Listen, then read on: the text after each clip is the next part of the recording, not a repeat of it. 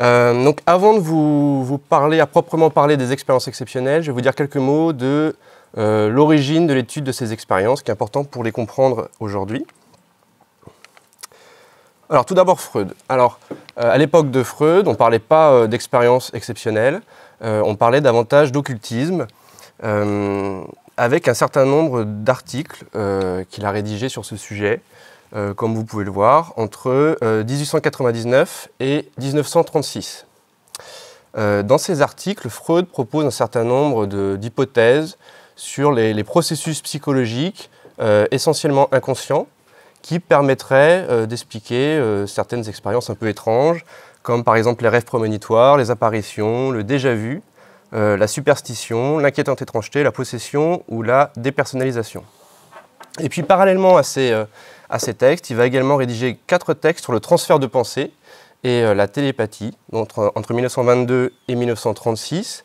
Ce sont des textes qui sont un peu moins connus parce qu'ils ont été publiés uniquement après sa mort et ils n'ont été traduits en français que relativement tardivement. Dans ces textes, Freud est ambivalent par rapport à la question du transfert de pensée. Il reprend un certain nombre de correspondances, d'expériences, de cas qu'il a connus. Et il ne sait pas trop quoi en faire, en fait. Alors, je vous ai mis une petite citation qui montre son embarras, on pourrait dire. Donc, voilà ce qu'il nous dit en 1921 dans une lettre adressée à Max Huntington. Et donc, il nous dit « La pensée de cette pomme acide me fait frémir, mais il n'y a pas moyen d'éviter d'avoir à la mordre. » En parlant de la télépathie. Donc, vous voyez, on peut dire qu'il est un petit peu ambivalent. Hein, c'est-à-dire qu'il repère qu'il y a là quelque chose d'intéressant, et en même temps, il n'a pas forcément très envie de travailler là-dessus, il ne sait pas trop quoi faire. Alors pour comprendre plus précisément en quoi consiste cette ambivalence, il faut aller creuser dans les correspondances avec Ferenczi. Donc, je ne sais pas si vous connaissez Ferenczi, qui était un psychanalyste contemporain de Freud, et ils ont échangé de nombreuses lettres dans lesquelles ils s'interrogeaient comme ça sur l'occultisme et plus largement le transfert de pensée. Ferenczi, qui était passionné par cette question et qui a d'ailleurs publié son premier article sur le spiritisme. Et donc dans ces correspondances, ils essayent un peu de comprendre en quoi consistent ces expériences et est-ce que la psychanalyse peut essayer de les comprendre. Par la suite, il y a un autre ouvrage qui a fait date, qui s'appelle Psychoanalysis and the Occult, cette fois-ci publié par Georges Devreux. Donc, je ne sais pas si vous connaissez Georges Devreux, qui est un célèbre psychanalyste, c'est le fondateur de l'ethnopsychiatrie. Devreux qui a publié cet ouvrage donc, en 1953, dans lequel il reprend les textes de Freud, mais également les contributions de 31 psychanalystes de l'époque, qui, une nouvelle fois, essayent de comprendre le transfert de pensée, qui essayent de comprendre certaines expériences associées à l'occultisme. Parallèlement à ce courant du côté des psychanalystes, vous avez un ensemble d'universitaires, en particulier à l'université de Cambridge, qui s'intéressent également aux expériences exceptionnelles. Parmi eux, par exemple, vous avez des gens comme William James, plus aux États-Unis. Hein. Et donc ces universitaires, de la même manière, s'intéressent à des expériences qu'on n'arrive pas bien à expliquer à l'époque et vont se réunir au sein de ce qu'on appelle les sociétés de recherche psychique. Et ils vont notamment publier cet ouvrage qui s'appelle donc Phantasm of the Living, dans lequel ils étudient des phénomènes d'apparition, comme ça, qui les laissent un petit peu perplexes et qu'ils essayent de collecter pour essayer de les expliquer. Ces recherches vont se développer essentiellement dans les années 1890-1900, jusque dans les années 1920 essentiellement.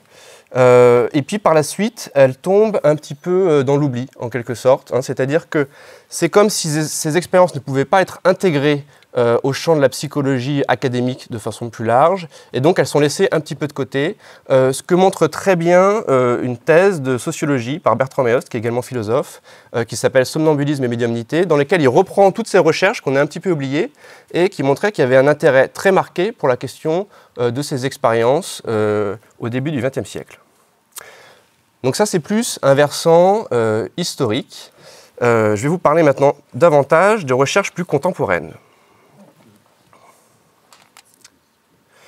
Alors tout d'abord, le Varieties of Anomalous Experience, qui est un ouvrage qui a été publié donc, en 2000 par l'Association américaine de psychologie, qui condense un certain nombre de recherches d'universitaires, pour la plupart anglais et américains, qui ont essayé à nouveau d'étudier ces expériences en insistant sur le fait qu'elles sont importantes à étudier. Alors là encore, je vous ai mis une petite citation.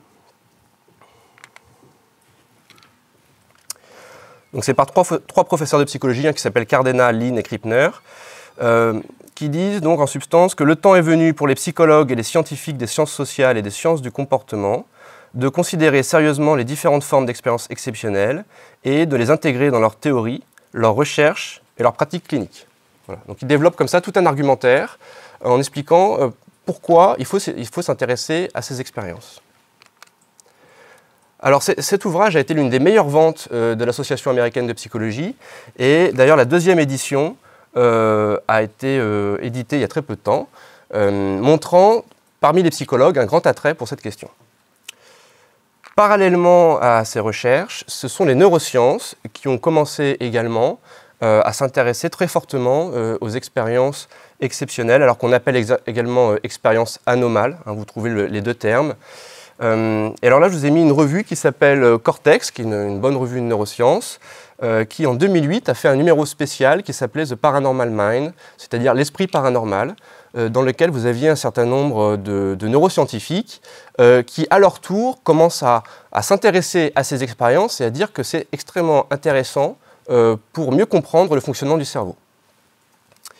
L'ensemble de ces recherches se sont combinées dans une sorte de nouveau courant dans la psychologie qui s'appelle la psychologie anomalistique, qui est maintenant bien développée en Grande-Bretagne, avec plusieurs ouvrages universitaires qui ont été publiés ces dernières années. Donc, tout d'abord celui-là par Nicholas Holt, et puis plus récemment un ouvrage de Chris French, donc, qui lui est professeur de psychologie à l'université de Londres de Goldsmith, et qui dirige une unité de recherche spécialisée dans ces expériences.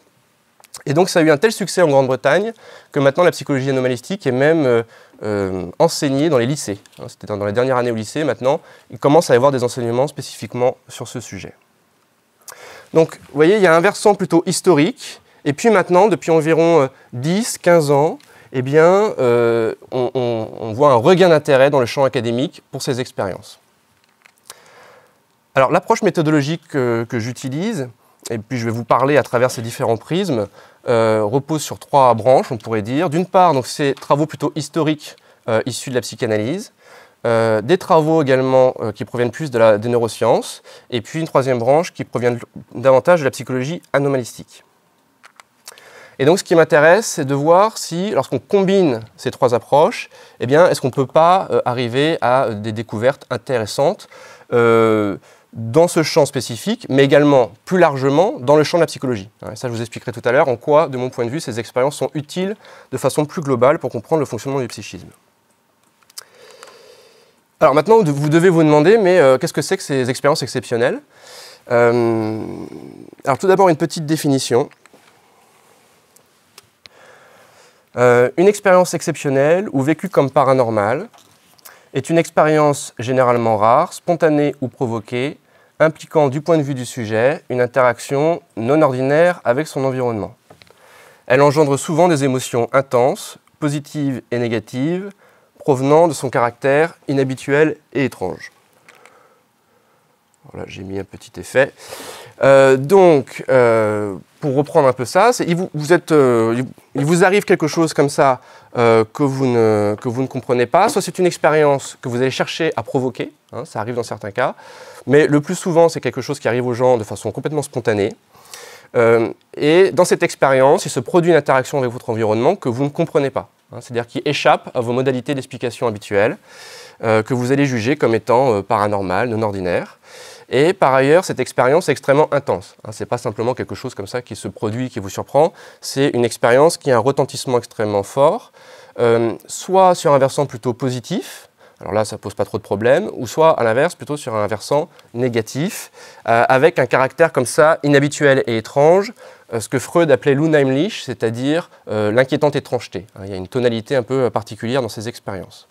Alors cette définition ne prend véritablement son sens qu'articulée à une classification que je vous propose, que j'avais développée dans ma thèse. Donc vous avez un petit bonhomme là qui interagit avec son environnement selon des interactions qu'il va interpréter comme étant inexpliquées.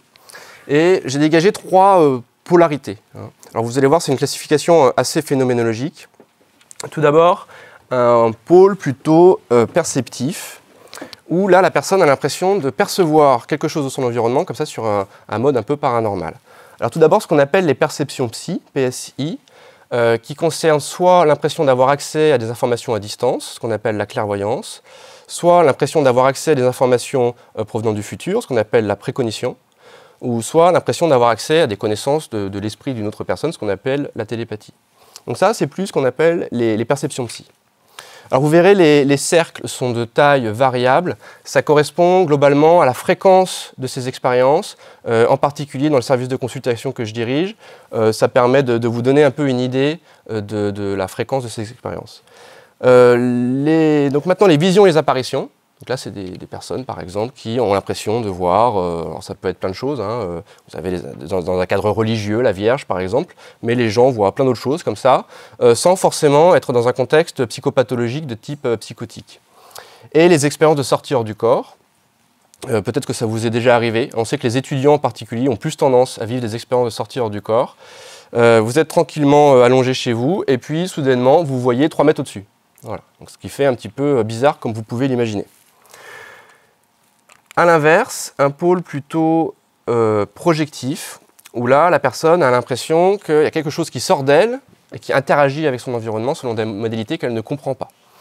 Tout d'abord, les expériences de magnétisme et de guérison. Donc ça, la plupart des gens connaissent, hein, c'est-à-dire que vous avez l'impression comme ça de pouvoir soigner les gens. Vous avez des guérisseurs comme ça ou des magnétiseurs qui prétendent pouvoir avoir un impact sur les personnes, soit par une apposition directe des mains, soit voire même à distance. Hein. Donc là, il y a un certain nombre de recherches qui existent pour essayer d'évaluer ce genre de choses. Et vous avez des personnes qui soudainement, à un moment donné, se mettent à décrire une impression de pouvoir soigner les gens.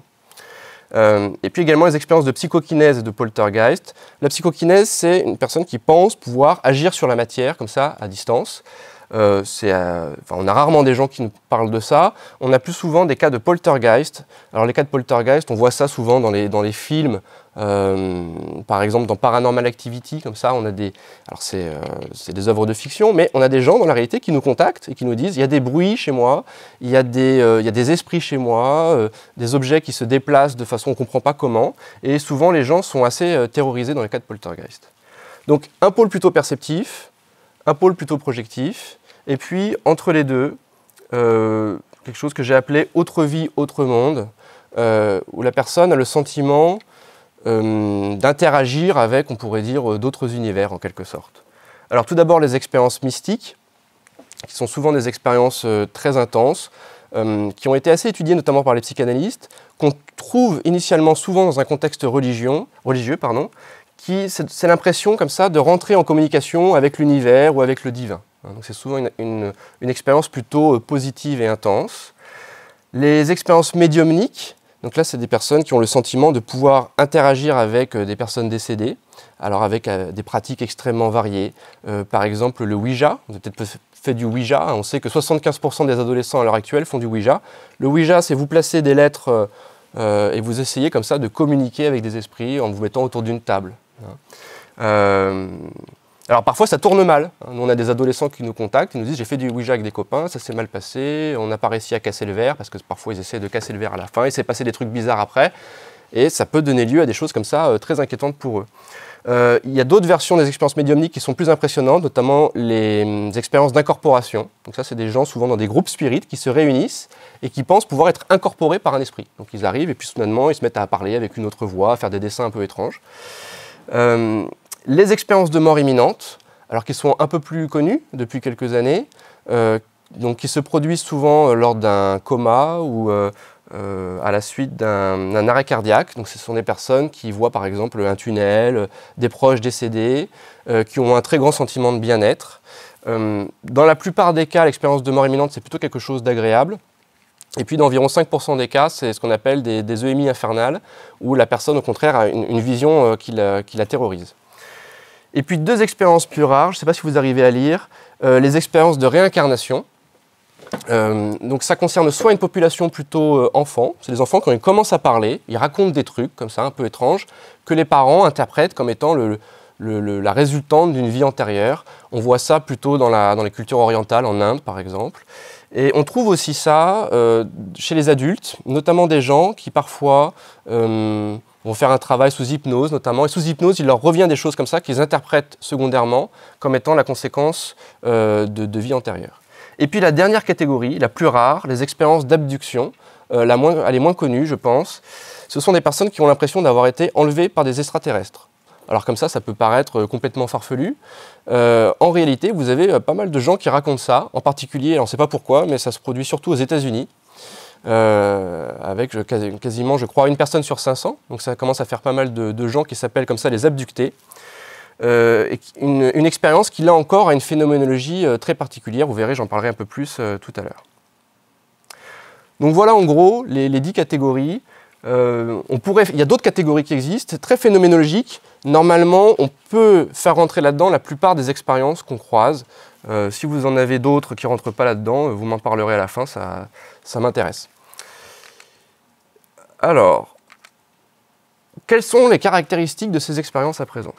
Donc j'ai essayé de synthétiser comme ça les principales connaissances qu'on a actuellement sur ce sujet. Premier élément qui a beaucoup surpris les psychologues, qui surprend encore parfois mes collègues, c'est la fréquence de ces expériences. C'est-à-dire qu'elles sont exceptionnelles dans l'intensité, dans l'impact qu'elles ont sur les gens, mais en fait elles ne sont pas aussi exceptionnelles que ça au niveau de l'épidémiologie. On a près d'1 personne sur 2 qui au cours de sa vie va vivre l'une des expériences dont je vous ai parlé avant. 1 sur 2 c'est beaucoup.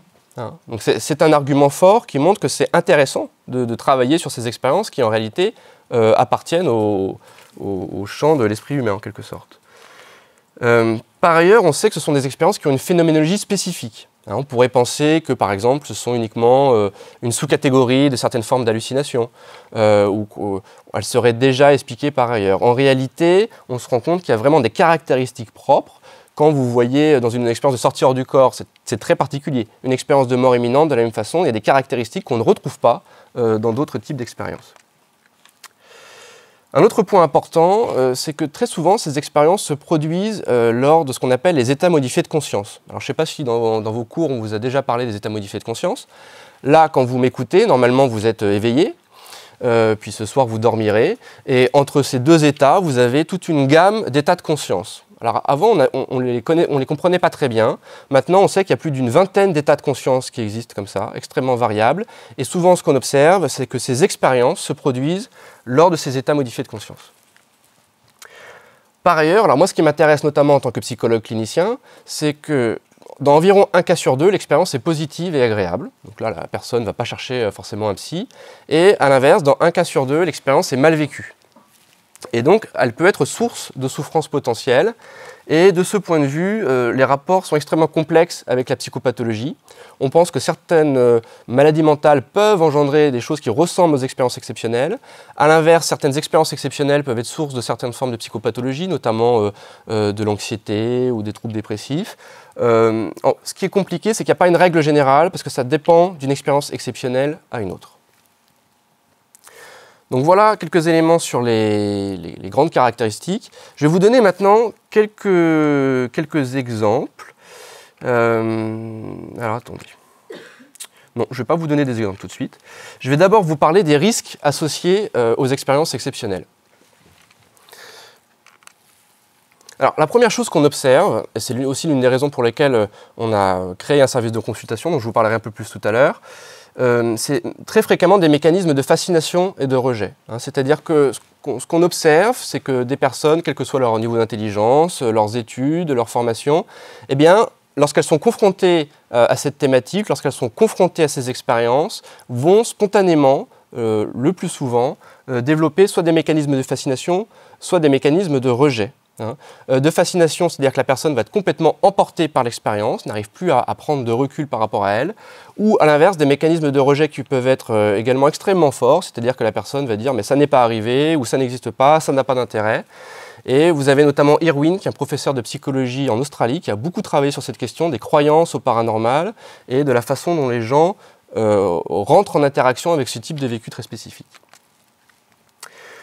Lorsqu'on est plus dans le champ de la fascination, les personnes parfois sont très vulnérables à des dérives sectaires. Après une expérience, par exemple une expérience de mort imminente, extrêmement intense, les gens peuvent se trouver dans un état de vulnérabilité qui peut les conduire comme ça à être récupérés par certains groupes, donc il faut être extrêmement prudent. Et également on voit souvent des escroqueries, c'est-à-dire des gens qui ne savent pas trop quoi faire de l'expérience, comment s'en dépêtrer, et qui vont dépenser des sommes importantes pour trouver de l'aide. Également des risques de troubles psychosomatiques. Alors là, c'est plus quand on est du côté du rejet, hein, c'est-à-dire lorsque la personne n'arrive pas à intégrer l'expérience, n'arrive pas à la transformer, la métaboliser, eh bien, elle va en quelque sorte se transférer dans le corps. Et là aussi, on sait qu'il y a des pathologies psychosomatiques qui peuvent émerger lorsque l'expérience n'est pas prise en charge de façon convenable. Et puis un dernier risque qu'on voit aussi parfois, c'est un risque de psychopathologisation excessive. C'est-à-dire que parfois les personnes vont parler de cette expérience avec leur médecin ou un psychologue, un psychiatre, et l'expérience va être à tort mal diagnostiquée ou interprétée comme étant le signe de troubles mentaux. Et on voit parfois des gens comme ça qui peuvent être un peu stigmatisés. Et ça aussi, ça ne les aide pas habituellement à intégrer l'expérience en quelque sorte. Donc voilà quelques-uns des risques associés aux expériences. Il y a d'autres pratiques à risque. Hein. Je vous parlais notamment tout à l'heure des adolescents quand ils font du spiritisme. Ça arrive qu'il y a des adolescents qui vivent mal ce genre d'expérience, hein, pour lesquels il y a quelque chose d'un peu compliqué à élaborer.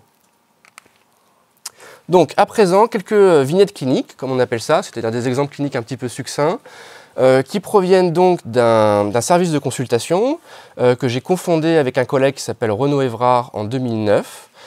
Bon, le but de mon exposé n'est pas de vous présenter le service de consultation.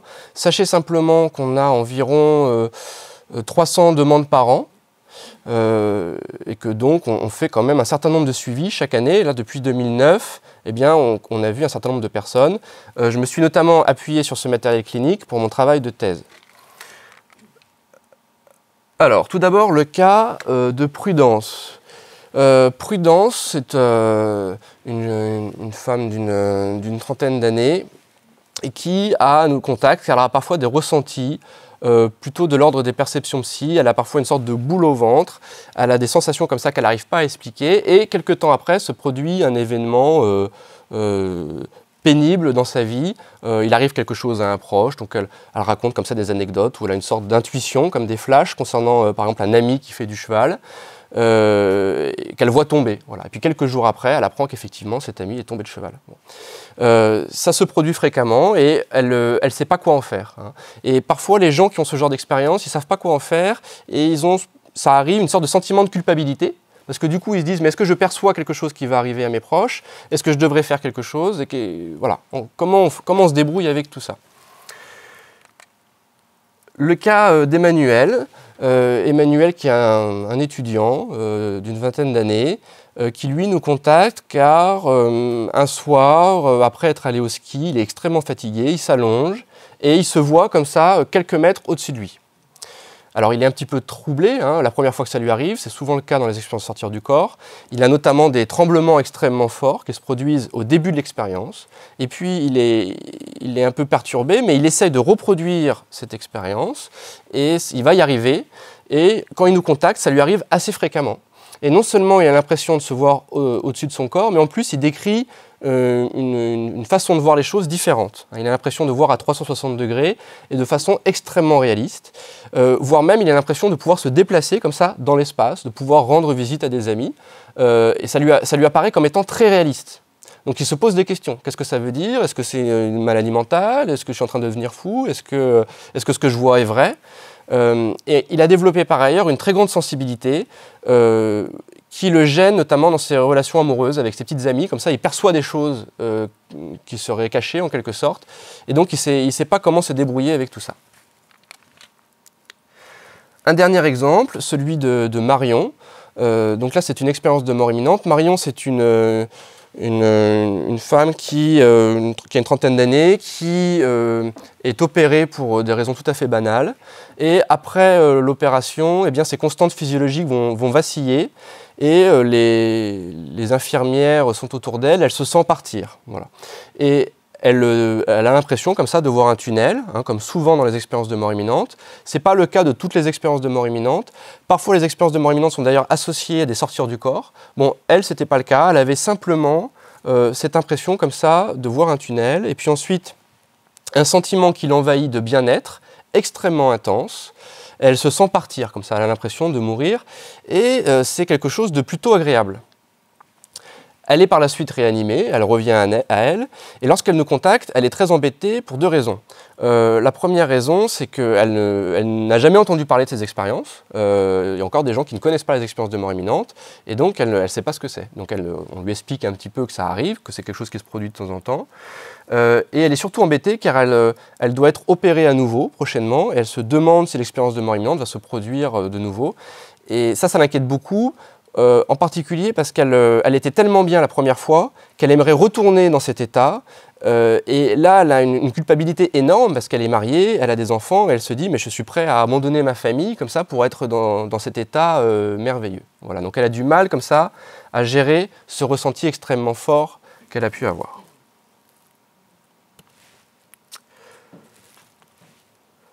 Alors, comment est-ce qu'on travaille avec des personnes qui vous racontent ce genre de choses? Comment, en tant que psychologue clinicien, qu'est-ce qu'on peut faire quand quelqu'un vous contacte et qui décrit ce genre de choses? Il y en a un certain nombre d'entre vous qui vont devenir peut-être psychologue ou psychologue clinicien. Que faire si un jour vous avez un patient qui vous raconte des choses comme ça? Alors j'ai essayé de synthétiser les grands axes cliniques de la façon dont on travaille habituellement dans le service de consultation. Tout d'abord, on a très fréquemment un travail de contenance. La personne nous contacte, elle est parfois complètement éclatée par l'expérience, elle est complètement dépassée sur le plan émotionnel, et elle nous dit « mais qu'est-ce qui m'est arrivé ?» Voilà. Donc là, on fait un premier travail, on essaye de contenir l'émotion pour aider la personne à être un peu plus tranquille par rapport à ça. On a ensuite fréquemment un travail de dépathologisation. C'est-à-dire que fréquemment, les gens nous disent « mais est-ce que je suis en train de devenir fou ?» Si vous avez l'impression comme ça, soudainement, au niveau des mains, de pouvoir, je ne sais pas, soigner les gens, est-ce que ça, c'est le signe de l'entrée, par exemple, dans un épisode maniaque ou dans un épisode psychotique de façon plus large? Donc il y a souvent cette question qui est très forte. C'est aussi la raison pour laquelle souvent les gens ne parlent pas de ces expériences spontanément. Donc quand il n'y a pas de troubles psychopathologiques associés, on essaie comme ça d'expliquer à la personne qu'il y a nombreux sont ceux qui ont ce type d'expérience, qu'il n'y a pas à s'inquiéter outre mesure quand c'est le cas. On a parfois des gens qui nous contactent, qui souffrent de troubles psychotiques, par exemple. Là, on essaye plutôt de les renvoyer dans le circuit psychiatrique habituel. Ensuite, on essaye d'effectuer un travail de distanciation. La personne va nous dire, en gros, en substance, ce qui m'arrive est incroyable. Et ça empêche de penser l'expérience, en quelque sorte, qui est le quatrième temps du travail clinique qu'on fait, qui est un travail d'intégration. C'est-à-dire que souvent la personne nous dit « mais c'est incroyable » et l'expérience n'a aucun sens. C'est-à-dire que l'expérience n'a aucun lien avec ma vie, ma réalité psychique. Et donc ce qu'on essaye de faire souvent, c'est d'aider la personne à se réapproprier l'expérience. Une expérience exceptionnelle, au-delà de son côté fascinant, elle ne se produit pas n'importe quand et pas dans n'importe quel contexte. Alors ce travail clinique, ça dépend des cas. On a des personnes qu'on a une seule fois, qu'on voit une seule fois, et puis il y en a d'autres, ça peut durer 5, 10, 15 entretiens. Habituellement, on ne fait pas des travails dans le long terme, mais ce travail d'intégration peut être plus ou moins long. Il est souvent proportionnel à la souffrance des personnes qui nous contactent. Alors comment comprendre, si on essaie d'aller un peu plus loin, comment comprendre les dynamiques psychiques, les processus psychiques associés aux expériences exceptionnelles ou anomales? Alors j'ai proposé un modèle, le modèle de la solution paranormale, qui se décline en 4 étapes que je vais vous présenter maintenant. Alors la première chose qu'on remarque au fil des cas, ce qui devient assez flagrant et qu'on retrouve dans un certain nombre d'études quantitatives également, c'est que les personnes qui ont tendance à avoir des expériences exceptionnelles ont souvent des types de relations précoces particulières. Par exemple, dans le cas de Prudence, c'est quelqu'un qui décrivait une mère extrêmement froide, très à distance. C'est comme si elle avait développé une sorte d'hypersensibilité pour réussir à rentrer en communication avec sa mère, en quelque sorte. Donc souvent des relations précoces un peu particulières. Plus tardivement, parfois des traumas. On sait que les personnes qui ont des expériences vécues comme paranormales ont plus de traumas dans l'enfance. Ça peut être des traumas de diverses sortes.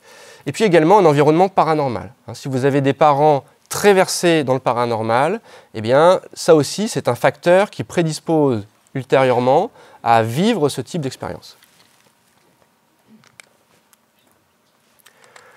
On a ensuite une deuxième étape Cette deuxième étape, c'est un ensemble de caractéristiques psychologiques qu'on retrouve fréquemment dans la clinique des expériences exceptionnelles. Tout d'abord, ce sont souvent des personnes qui ont une tendance au contrôle interpersonnel externe. Vous avez tous tendance à attribuer les événements plutôt à des causes internes en fonction de vous ou des causes plutôt externes. Et les personnes qui ont des expériences exceptionnelles, lorsqu'on fait passer des questionnaires, on sait qu'elles ont comme ça ce qu'on appelle un locus of control qui est externalisé. C'est-à-dire c'est par exemple des personnes qui ont beaucoup plus tendance à croire qu'il y a un destin. Également la tendance à l'imaginaire.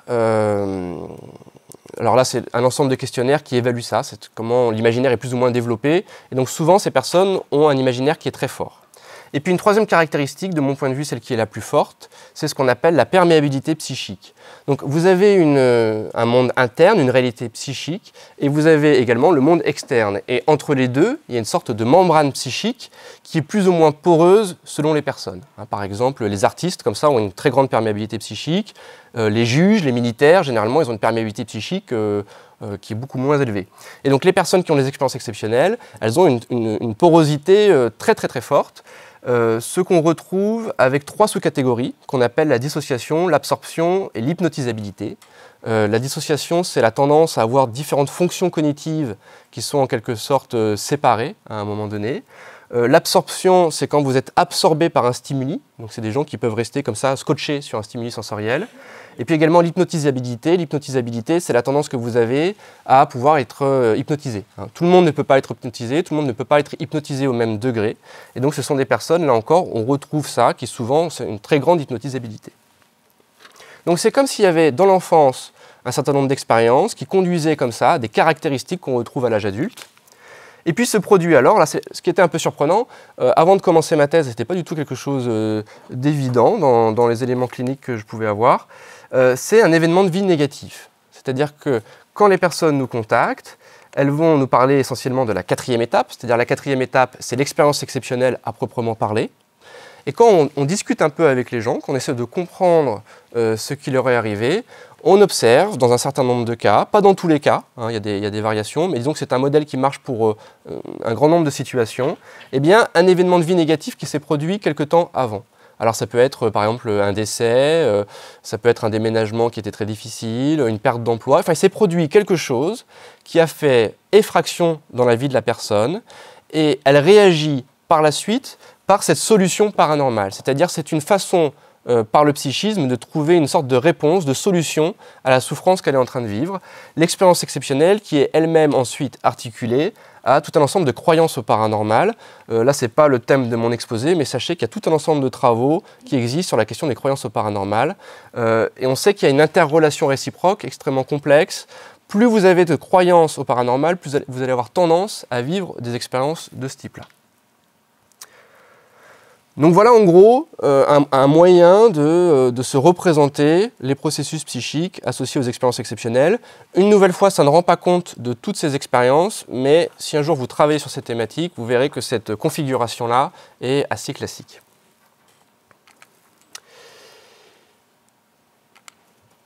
Alors, donc maintenant que vous sachez, j'espère que vous comprenez un peu mieux ce que j'entends par expérience exceptionnelle, que vous comprenez peut-être un peu plus précisément leur phénoménologie, on va rentrer véritablement dans le cœur de mon exposé.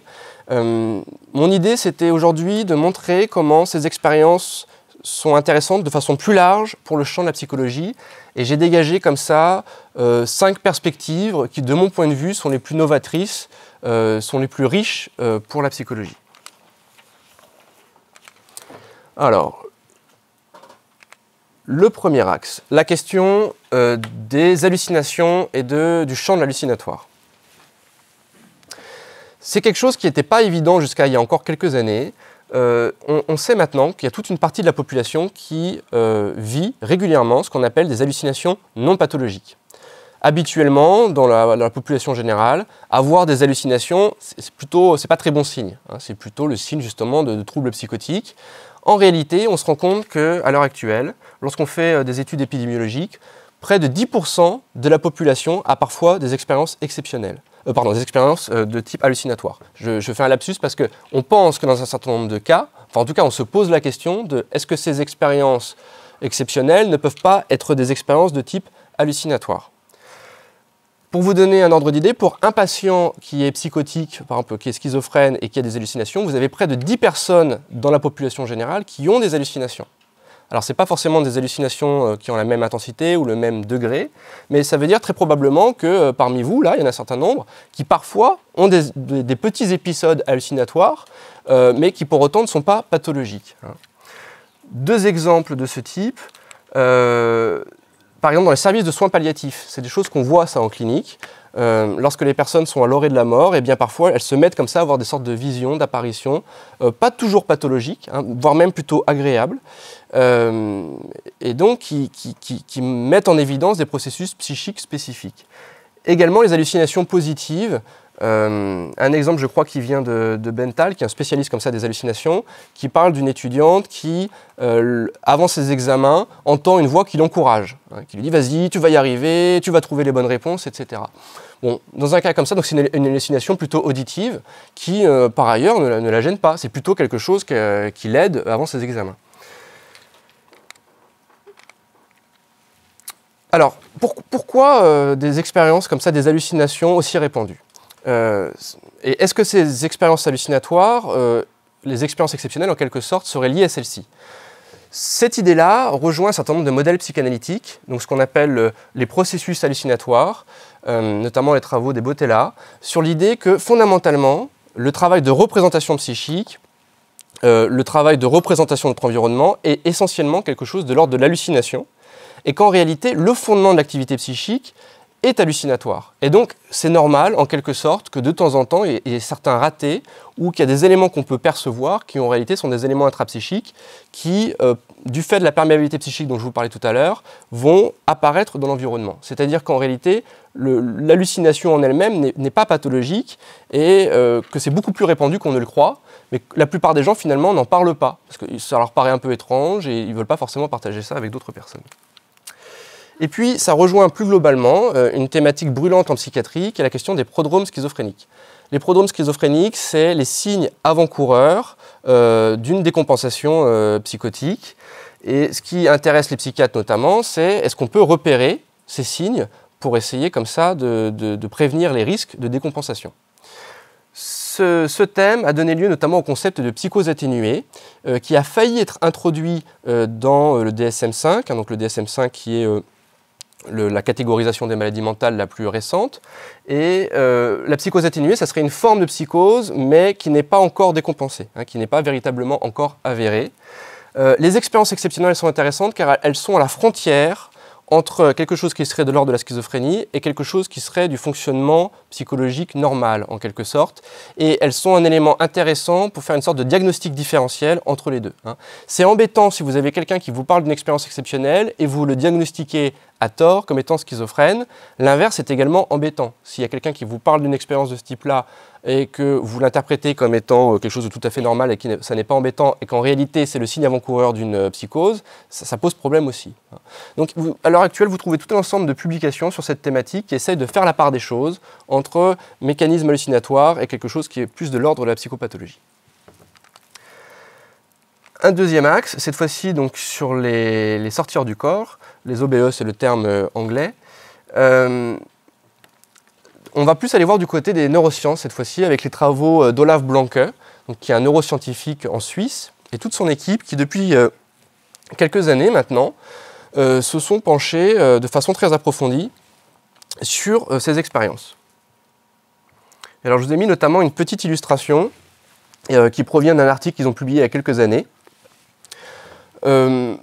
Les personnes qui souffrent de troubles épileptiques, il peut être nécessaire parfois de les opérer et on stimule des zones cérébrales pour essayer d'avoir une action sur l'épilepsie et on a besoin que la personne, durant l'opération, soit consciente. Et donc on stimule des zones et on va demander à la personne qu'est-ce que ça vous fait, qu'est-ce que vous ressentez, quelle perception vous avez.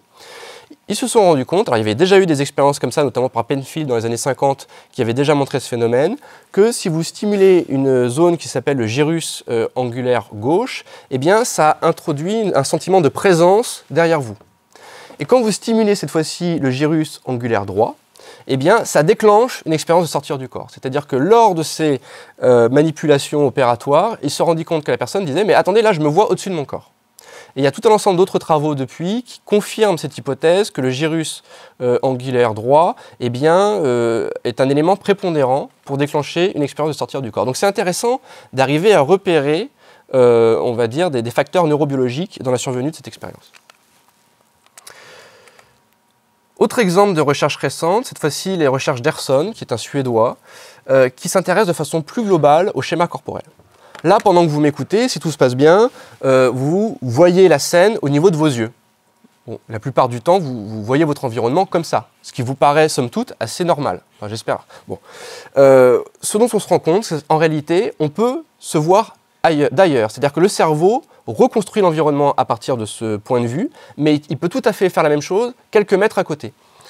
Ce que montre Ersson, alors là, je vais vous montrer très rapidement un autre exemple. Je ne vais pas rentrer dans le détail, c'est une expérience un peu plus compliquée.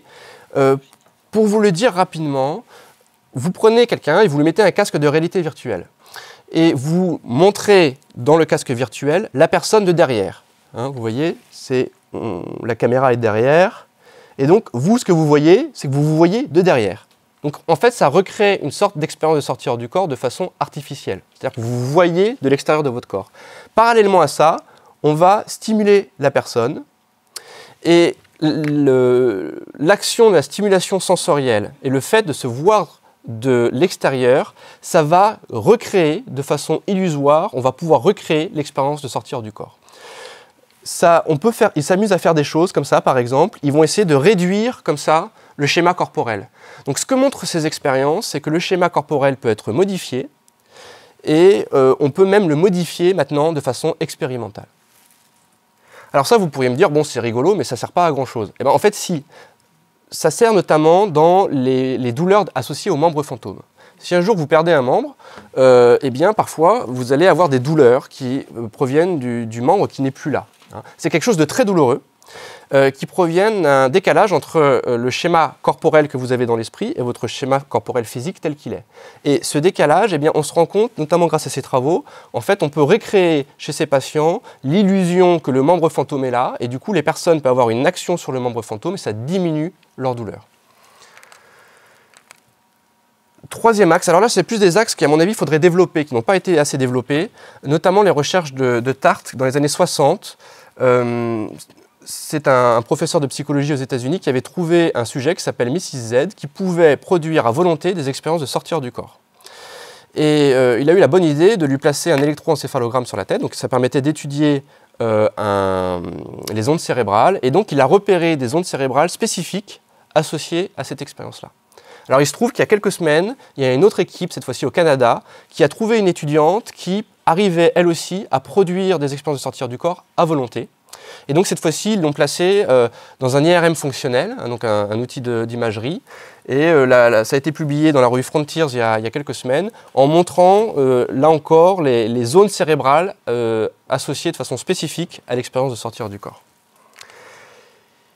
Et puis alors également, ce qui m'intéresse le plus actuellement dans mes travaux, c'est les aspects émotionnels associés aux expériences de sortir du corps. Nous, en clinique, les personnes qui nous contactent et qui nous racontent ces expériences, on ne leur a pas stimulé le gyrus angulaire droit, on n'a pas utilisé un dispositif de réalité virtuelle, elles se mettent à vivre l'expérience spontanément. Et donc moi, ce qui m'intéresse, c'est de comprendre pourquoi certains facteurs émotionnels, certaines expériences de vie, dans quelles circonstances quelqu'un va se mettre à développer ce type d'expérience. Troisième axe. Alors, probablement l'expérience la plus fascinante, ce sont les expériences d'abduction. Donc, comme je vous le disais tout à l'heure, des personnes qui ont le sentiment particulièrement étrange, extrêmement réaliste, d'avoir été enlevées par des extraterrestres. Alors vous avez deux équipes de l'université d'Harvard aux États-Unis qui se sont passionnés pour ces expériences. Tout d'abord John Mack, qui était le doyen donc, de la psychiatrie de Harvard, qui malheureusement depuis est décédé, et qui est l'un des premiers à avoir dit que là, il y avait quelque chose d'étrange. Hein, c'est-à-dire que ces personnes n'étaient pas psychotiques et elles lui racontaient de façon extrêmement réaliste, comme ça, des sortes de récits d'enlèvement qui sont d'ailleurs habituellement des expériences plutôt désagréables. Hein, c'est-à-dire que les extraterrestres arrivent, ils mènent des expériences, ils emmènent les personnes dans l'espace, et généralement, c'est pas très agréable. Hein. Et puis vous avez également les recherches de l'équipe, cette fois-ci, de McNally, qui est un professeur de psychologie clinique, également à Harvard, qui a mené des expériences très intéressantes. Ils ont demandé à ces personnes de venir au laboratoire raconter l'expérience d'abduction, et ils leur ont placé des marqueurs de stress, ils ont essayé d'étudier les marqueurs de stress, et ils se sont rendus compte qu'ils avaient des marqueurs de stress identiques, aussi forts en intensité que des vétérans de guerre. Donc c'est-à-dire qu'ils avaient des marqueurs de stress post-traumatique, ils ont été réellement traumatisés par quelque chose. Ce qui explique ce qu'avait déjà repéré Max, c'est-à-dire que ces personnes, il faut les prendre au sérieux, c'est pas simplement quelque chose entre guillemets d'imaginaire, c'est quelque chose qui est réellement inscrit en elles. Alors, l'équipe de McNally, et notamment Clancy, partent plutôt de l'hypothèse que ce n'est pas véritablement des extraterrestres qui les ont enlevés, ces personnes, et donc ils partent de l'idée que ce sont des faux souvenirs. Voilà. Alors, c'est un paradigme extrêmement original pour étudier les faux souvenirs. Ils ont publié tout un ensemble de travaux sur cette question. On a d'ailleurs à Nantes des spécialistes des faux souvenirs. Et là, ça offre une perspective originale sur cette question. Il me reste 5 minutes, d'accord. Et alors, plus précisément, ce qu'ont montré ces recherches, on repère que souvent les personnes qui sont abductées comme ça, qui se disent abductées, eh bien, elles vivent souvent des paralysies du sommeil. La paralysie du sommeil, c'est la nuit, vous vous réveillez, vous n'arrivez plus à bouger, vous avez un sentiment d'oppression sur la poitrine, et dans cet état-là, on tend à avoir des expériences un peu hallucinatoires qui se produisent. Par ailleurs, on s'est rendu compte, malheureusement, pas dans tous les cas d'abduction, mais dans un certain nombre d'entre eux, que les personnes avaient vécu des abus sexuels dans l'enfance. Et l'une des hypothèses qu'on a à l'heure actuelle, c'est que ces personnes, en quelque sorte, ont vécu un trauma réel, ce qui explique qu'il y a des marqueurs de stress véritables, mais cette expérience a été refoulée, elle a été enquistée, elle a été clivée psychiquement, et elle revient comme ça à l'âge adulte, de façon déguisée, sous la forme des extraterrestres. Si cette question vous intéresse, il y a un film qui raconte cela de façon très très fine, qui s'appelle Mysterious Skin, qui développe le destin de 2 adolescents qui, quand ils étaient plus jeunes, ont été abusés. L'un d'eux se met à développer des troubles du comportement et l'autre, à l'inverse, comme ça, voit régulièrement des extraterrestres lui rendre visite. Et durant le film, on voit que tous les deux essayent de découvrir le secret à l'origine de leurs difficultés respectives. 4e axe. Je reviens cette fois-ci sur les expériences de mort imminente. Alors, première chose importante, ce qui a été montré par une étude qui a été publiée dans The Lancet, qui est la principale revue médicale, on sait qu'à peu près 5 à 10% des personnes qui ont eu des arrêts cardiaques ou des comas ont des expériences de mort imminente. C'est une expérience qui est relativement fréquente en réalité. Quand vous avez des personnes qui vous racontent des expériences de mort imminente, elles vous disent que c'était extrêmement réaliste, elles vous disent que c'était même hyper réaliste, c'était même plus réaliste que la réalité habituelle. Bon, c'est un élément intéressant. Alors cette fois-ci, c'est une équipe en Belgique, à Liège, qui s'est intéressée à cette question, qui a publié cette année cette recherche sur les souvenirs, la qualité des souvenirs des expériences de mort imminente, en montrant, alors c'est la petite barre que vous avez là, qui montre que, effectivement, quand on fait passer des questionnaires, les souvenirs d'expériences de mort imminente sont une catégorie de souvenirs très particulière, car effectivement, c'est beaucoup plus intense que tous les autres types de souvenirs. Ce qui m'intéresse actuellement dans mes recherches, c'est essentiellement ce qu'on appelle l'aspect symboligène, c'est-à-dire comment les expériences de mort imminente peuvent engendrer des mécanismes de transformation psychique. C'est décrit de façon très régulière dans la littérature sur les expériences de mort imminente. Van Lommel y fait allusion un petit peu. Il y a un point, je trouve, qui n'a pas été encore assez travaillé à l'heure actuelle, c'est la question du lien entre les tentatives de suicide et les expériences de mort imminente. Il y a un certain nombre de travaux, notamment d'un psychiatre qui s'appelle Grayson, qui montrent que les personnes qui, lors d'une tentative de suicide, ont une expérience de mort imminente, eh bien, tendent par la suite à moins faire de tentatives de suicide. C'est-à-dire qu'elles ont vécu quelque chose qui les a en partie transformées, en tout cas suffisamment pour qu'elles ne tentent plus de se suicider par la suite. Ça, c'est intéressant. Et de façon plus globale, je pense qu'en psychothérapie, ce qui m'intéresse, c'est est-ce que le mécanisme de transformation psychique, s'il est avéré dans les expériences de mort imminente, est-ce qu'on peut l'utiliser de façon plus globale, en psychothérapie notamment. Alors on ne va pas se mettre à créer des expériences de mort imminente chez tous nos patients, ce serait un peu compliqué, mais est-ce qu'il n'y a pas des points communs qu'on peut détecter qui peuvent être utiles pour penser d'autres formes de prise en charge? Et puis plus globalement, je pense qu'il faut décomposer les expériences de mort imminente en sous-processus. On a un certain nombre de travaux qui vont dans cette direction et qui permettent de comprendre plus précisément notamment des aspects neurobiologiques associés à ces expériences. Dernière perspective, j'ai presque terminé. Sur cette fois-ci, la question du transfert de pensée, à nouveau, et de la communication primaire. Donc on va faire une boucle par rapport à ce dont je vous avais parlé au début de cet exposé. Depuis quelques années, dans les milieux psychanalytiques anglo-saxons essentiellement, on voit un regain d'intérêt pour les textes de Freud sur la question du transfert de pensée qui sont en quelque sorte redécouverts. En particulier, quand on relit ces textes, on se rend compte que Freud faisait l'hypothèse comme ça d'une forme de communication, alors moi ce que j'ai appelé la communication primaire, qui serait une communication très archaïque, qui serait très présente notamment entre la mère et l'enfant. Alors on a des travaux sur cette question, notamment en psychologie du développement, mais comment cette forme de communication primaire, elle pourrait parfois ressurgir à l'âge adulte et avoir tout un ensemble de conséquences qu'on voit notamment dans les expériences exceptionnelles. Et vous avez également, à l'heure actuelle, tout un ensemble de travaux qui s'interrogent concernant ce type de perception et les formes de perception spécifiques qui seraient associées comme ça à la question du transfert de pensée, à la question de la communication primaire. Et là encore, c'est une thématique intéressante de façon plus large dans le champ de la psychothérapie pour comprendre notamment ce qui se passe entre le thérapeute et son patient. Donc voilà en gros les 5 perspectives dont je voulais vous parler aujourd'hui. L'idée étant, dans quelle mesure une clinique comme ça, ce qu'on appelle une clinique des marges, eh bien, peut avoir de façon plus large un intérêt pour répondre à des questions plus générales dans le champ de la psychologie. Voilà. Merci de votre attention.